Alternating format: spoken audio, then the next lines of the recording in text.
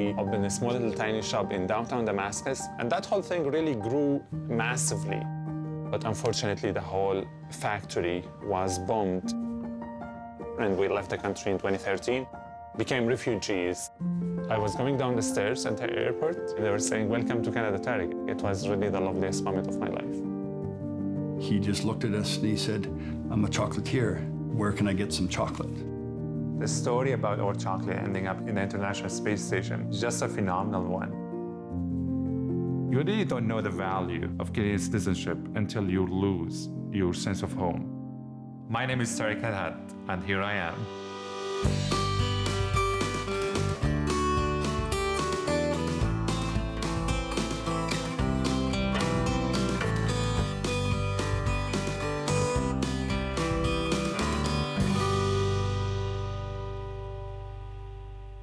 My name is Tareq, and I am the CEO and the founder of Peace by Chocolate in Antigonish, Nova Scotia.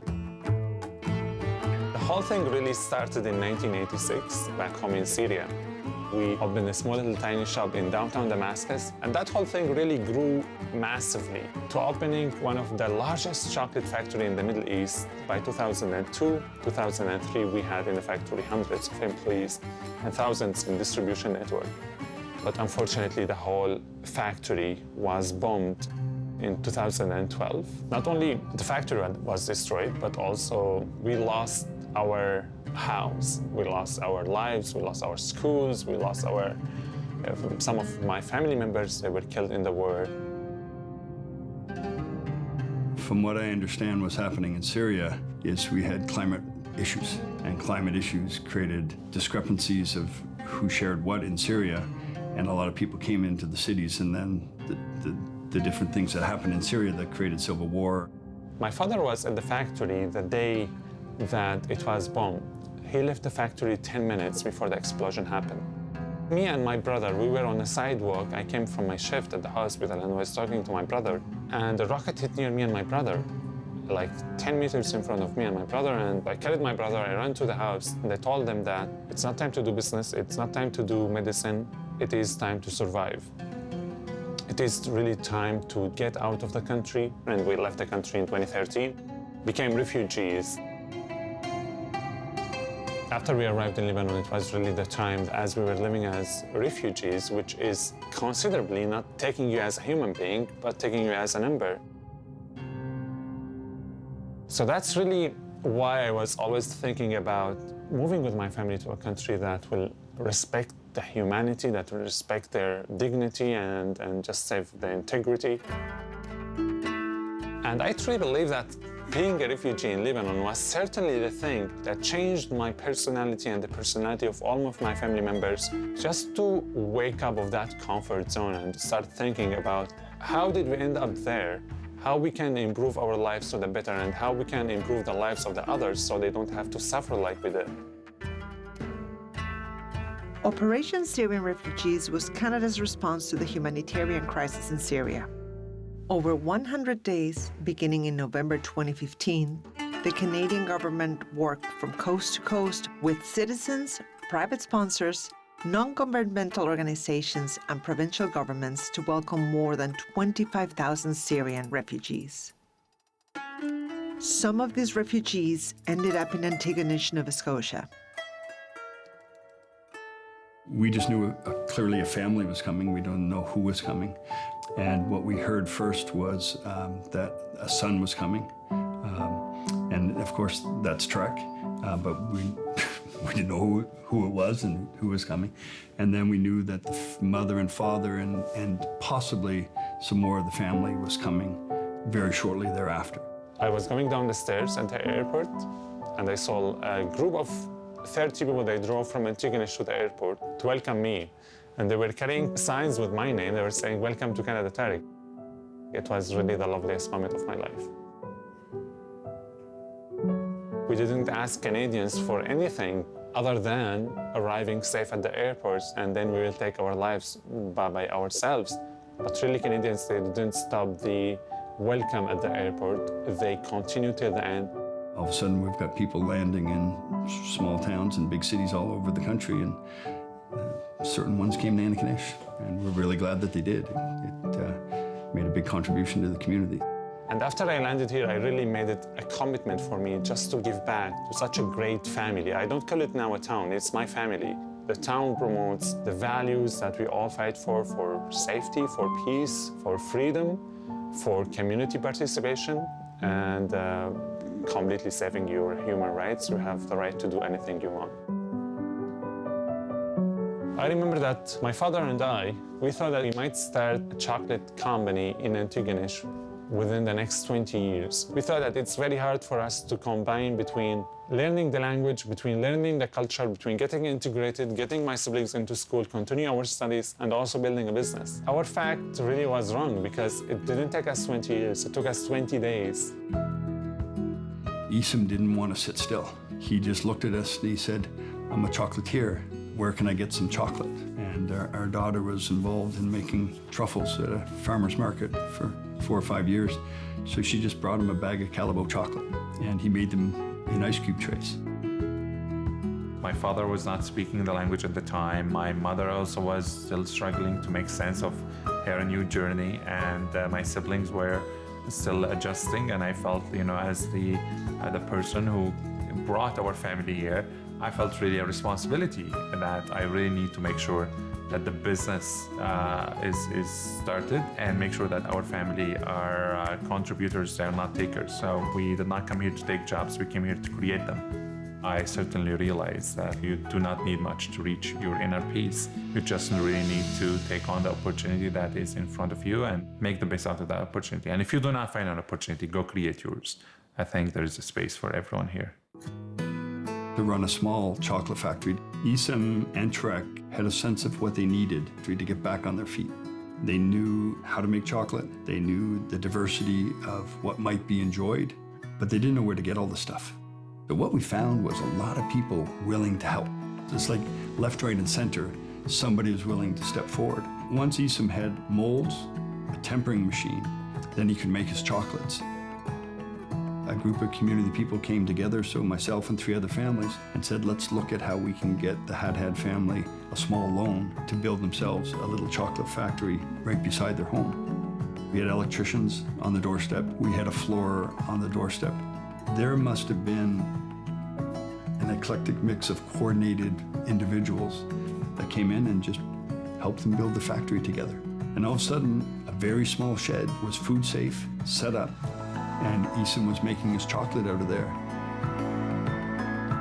And at that time, our company was not still called Peace by Chocolate. It was called something regarding our last name, the Hadhad chocolate or something. And I was really thinking, does that really reflect the idea why we are here? And it was at a time when the wildfires were happening in Fort McMurray on the other side of the country. We said that we know exactly how does it feel to lose your house at a blink of an eye. So we decided to donate our full month of profit for May 2016 to the relief efforts that they were helping out the Canadians on the other side of the country.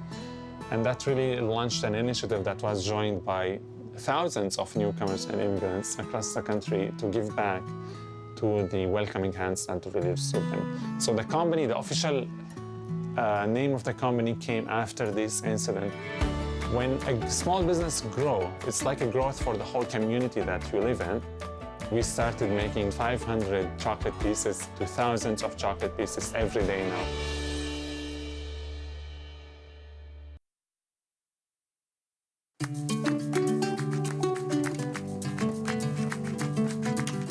September 2016, our story was mentioned at the United Nations.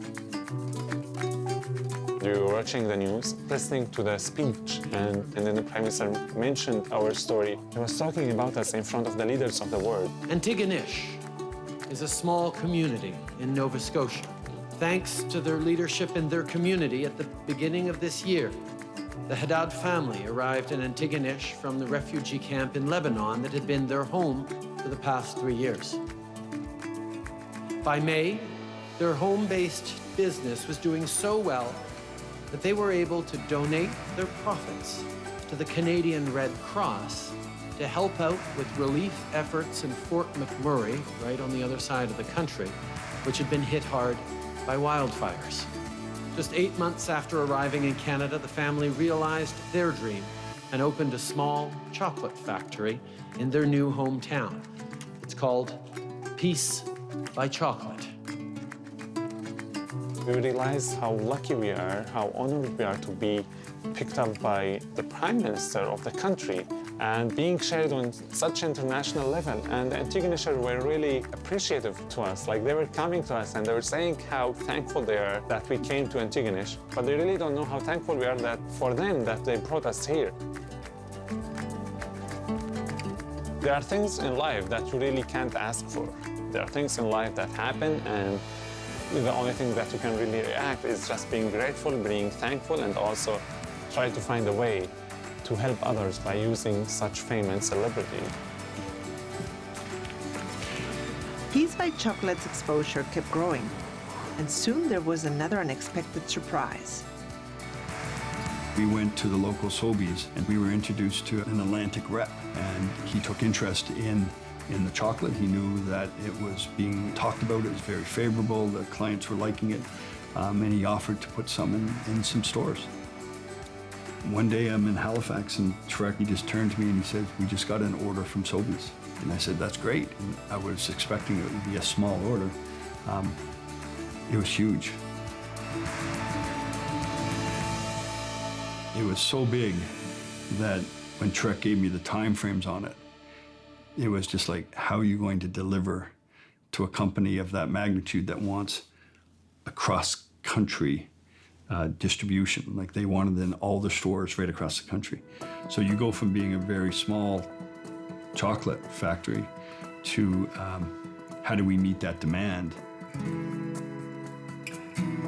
And that's where Sobeys started talking to them about, well, if you're going to meet the demand for our stores, we have an old factory that we'll be prepared to refurnish for you. And you fill in the insides, but we'll create the structure and create an agreement and a partnership for that to occur. And that allowed Peace by Chocolate to actually have magnitude. In September 2017, the Haddad family accomplished their dream of rebuilding their family chocolate business by opening a fully equipped chocolate factory. Over 200 individuals gathered to tour the facility and celebrate with the family.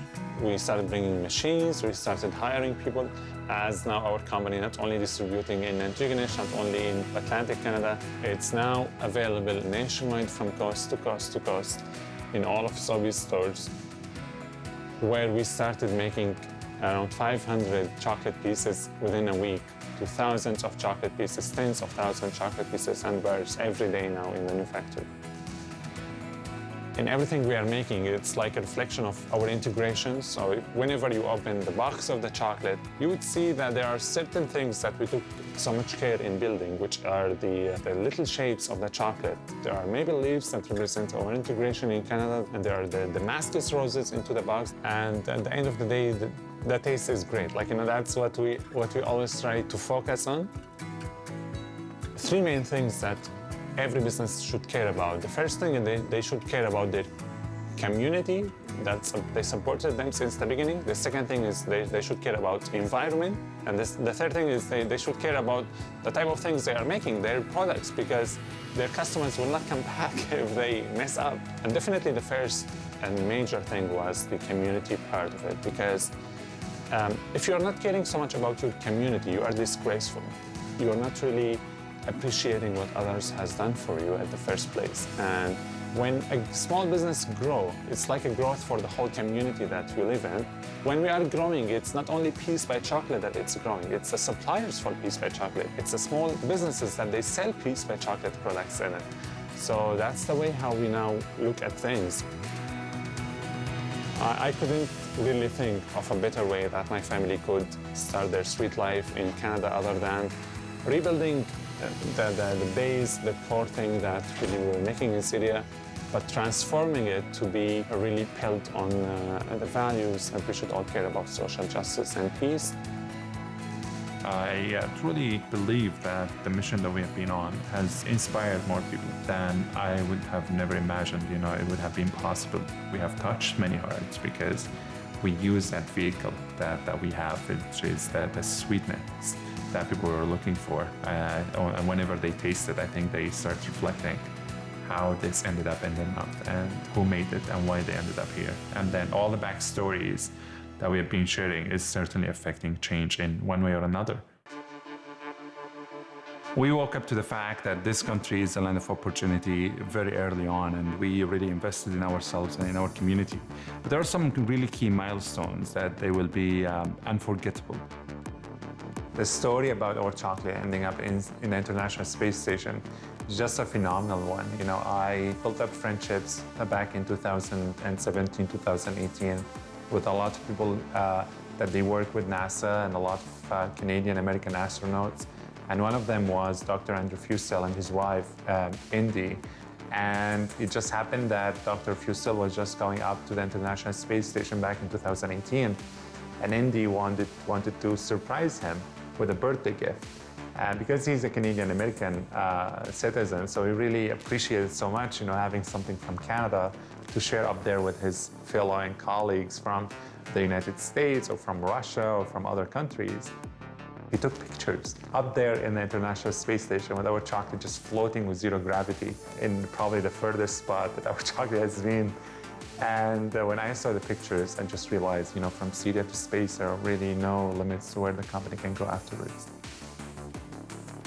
I think it was something for us, for our family, just to celebrate. That's why we have pictures of Dr. Fussell everywhere we go in our shops.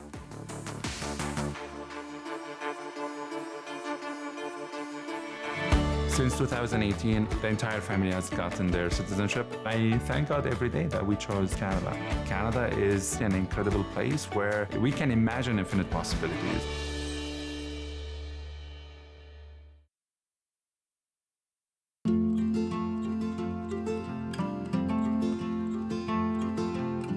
I applied for my citizenship after being in Canada for 3 years. I remember where I did that application. I did it at the Lunenburg Library. I spent an entire day in Lunenburg. I was walking on that beautiful boardwalk on the waterfront. And I just went to the library and I just finished it off and I submitted it. And it was really amazing. I did my test in December of 2019. I studied for that test for almost 5 consecutive months. Since I got the invitation in September, you just need 15 questions out of 20 ready to pass. And no one really is gonna mention anything about your score. Like, this is not a GPA. You do not have to score any higher to get your citizenship, and you're gonna get a certificate like everybody else. But I was the last person to leave that room. And a lot of people they finished in 5 minutes. They knew they got 15 questions out of 20 right. I wanted to get the 20 out of 20. And I stayed in that room until the end of the time. And everyone in that room, they just were asking me, am I okay? You know, like, do I need anything? Do I need more time? I said, actually, I've been finished for a while, but I really wanted to make sure. Like, I reviewed that paper 100 times to make sure that I got them all right. And I scored 20 out of 20. It was 100%. In 2020, I walked into that room and I swore that I will be a proud Canadian citizen and I will fulfill my duties as a citizen of this amazing nation and amazing country. This is the biggest achievement of my life, and I'm so proud to be Canadian. You know, I got my citizenship 2 months before the pandemic, and I was so lucky because a lot of Canadians, actually new Canadians, that they got their citizenship during the pandemic, they took their oath behind a Zoom screen. And I was just lucky to be in a room full of 49 new Canadians feeling the palpable excitement in the air. It was absolutely amazing and refreshing to see how things can really change in this country to the better. I said that becoming a Canadian citizen was the biggest achievement of my life because you really don't know the value of Canadian citizenship until you lose your sense of home and until you lose your sense of belonging. Yes, we are a country of peace. We are a country of compassion, of empathy, of respect. We're a country of open doors and welcoming human rights and freedoms to be who you want to be. Canada is absolutely an incredible place where we can imagine infinite possibilities and we can work so hard to create them. That's why also when I became a citizen, a lot of the people, they would be asking me about how would I make sure that, Canada is becoming a better country. It's very easy for a country to drift to the worst. I have tested it firsthand in my home country, in Syria, because the country was one of the most peaceful places across the world. Becoming Canadian citizen did not give me carte blanche, that yes, I can do anything and I can take everything for granted. I said when I became a Canadian citizen, I also owned the country's mistakes and failures. And I did not only sign up to Canada's excellence, I did not only come here because I wanted to own the excellence of the country, of the hard work of other Canadians that they have put so much to make sure that this country is really one of the greatest nations. But also I said, that we have to talk about our dark past. We have to not just, rush it under the rug and, just assume and presume that nothing really has happened. So that's why really that event by itself was one of the biggest milestones in my lifetime, because I knew that the value of it and I appreciated it the most. My siblings, 6 of them, they are here in Nova Scotia. We landed around the same time, 5 of us, and then my sister, she just arrived last year as well. My cousin started arriving with his family. My uncle arrived with his family, and he's settled now in Antigonish. My sister, Batul, got married, and she just found an opportunity, the love of her life, and they, started really just building a family. And it's just really incredible, how things has gone so fast since we came here. It's amazing. I think we are getting reunited again here. For some of the family members that they went to Germany or to Sweden or to Spain and they started their lives there, they really tell us, that they find it hard to make a life there, to feel that they belong, to find themselves. They are part of the society, although they've been living there for almost 8 years now. And I thank God every day that we chose Canada, actually. Canada has chosen us. My brother just graduated high school, and he's so proud, to just now going into college or experience new fields for a new career. My sister Tareq is graduating high school next year. I always say that certainly if the opportunity opens up again for me to choose, I would choose this country again and again. Since 2018, the entire family has gotten their citizenship.